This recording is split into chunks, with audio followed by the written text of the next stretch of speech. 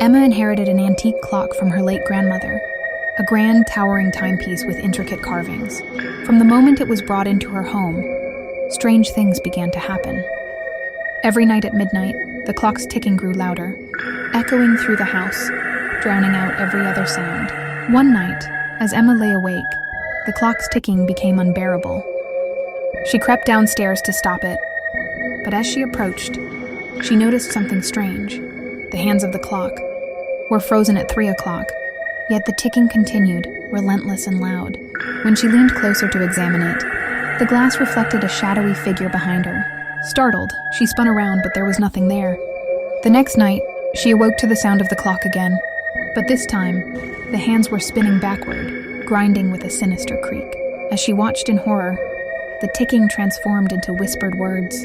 A faint voice seemed to call her name from deep within the clock. Terrified, Emma decided to cover the clock with a sheet, hoping to muffle the sound. But as she pulled the sheet over it, a chilling message appeared on the glass face, written in foggy letters. Remember 3 o'clock. At exactly 3 a.m., the lights in her house flickered violently. In the brief moments of darkness, Emma could see a shadowy figure standing beside the clock. When the light steadied, the figure was gone, but the room had grown unnaturally cold. The next night, Emma tried to ignore the clock altogether.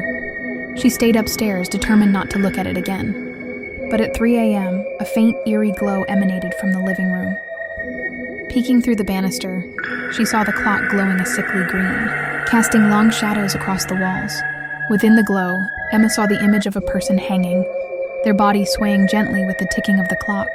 By the time Emma reached the clock, the glow had faded, and the ticking had stopped entirely. The house fell into a deafening silence, and the air felt heavy and oppressive. As she stared at the frozen clock, its hands stuck at 3. She felt a cold breath against her ear and heard a whisper. "Time's up." The clock never ticked again, but Emma could never bring herself to remove it. And every night, she still feels the presence of something watching, waiting for the hands to move again.